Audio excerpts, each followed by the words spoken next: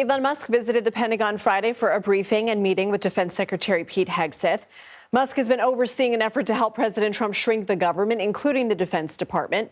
During a press conference at the Oval Office, President Trump denied reports that Musk received a briefing about the U.S. military's defense plans when it comes to China. We don't want to have a potential war with China, but I can tell you if we did, we're very well equipped to handle it. But I don't want to show that to anybody. But certainly you wouldn't show it to a businessman who is helping us so much. But I certainly wouldn't want, Elon has businesses in China, and he would be susceptible perhaps to that. U.S. officials say the meeting was intended to be unclassified. Secretary Hegseth says Musk, who's also the de facto head of the Department of Government Efficiency, or DOGE, visited the Pentagon to talk about efficiencies and innovations. Let's bring in CBS News senior national security correspondent Charlie D'Agata. Charlie, what more are we learning about the meeting?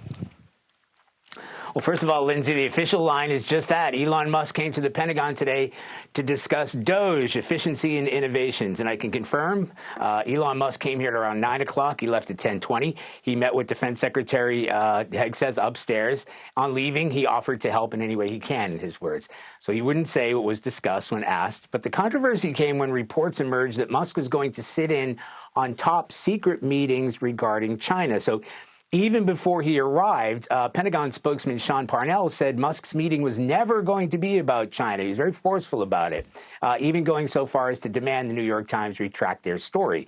And that story suggested that he would be privy to what the military calls O plans or operational plans, which would include things like where and when to go after Chinese military targets.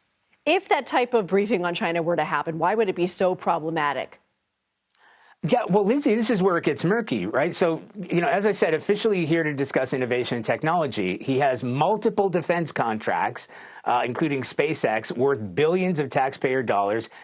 But at the same time, he's heavily invested in China, and he has spoken favorably about China in the past. So he's got skin in both here at the DOD and in China. So every single source that I spoke to today said Musk did not have classified briefings on China. And as you said, President Trump and Hegseth repeated those assertions. So you can see the obvious conflict of interest, let alone the idea that highly classified information like that might be compromised.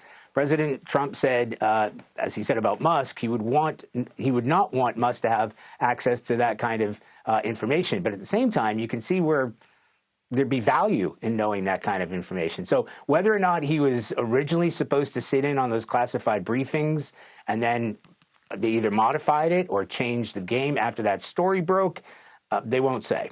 What can you tell us about this new Air Force contract with Boeing? Yeah, so the new F-47 fighter jet, that might just be a happy accident that it coincides with the 47th president of the United States. President Trump called it a beautiful number. Defense Secretary Pete Hegseth declined to comment.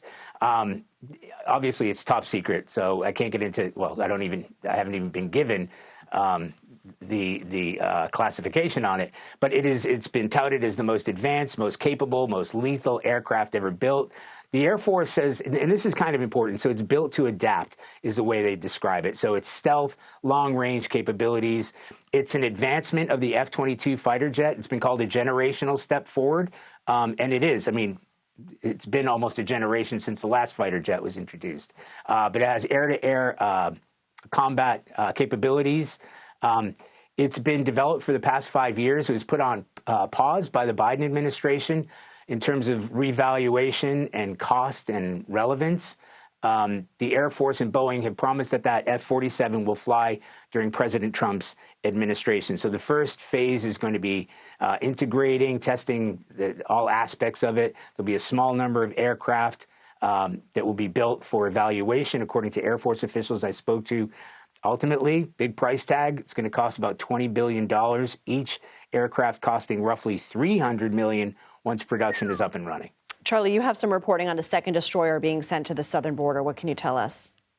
Yeah, so this is a curious one. We just got the information just a few minutes ago. So there's already been the USS Gravely that's been deployed to the Gulf of Mexico, what the president calls Gulf of America. It's unique in that they don't traditionally deploy destroyers. The Coast Guard usually keeps an eye on that area. What we have now is the USS Spruance. And Interestingly, the USS Spruance is another Arleigh Burke-class destroyer, similar to the Gravely. It's deployed out of San Diego. That's its home port. And as part of its deployment, it will be patrolling and policing the border not far from San Diego. Charlie Daggett, thanks so much. Thank you.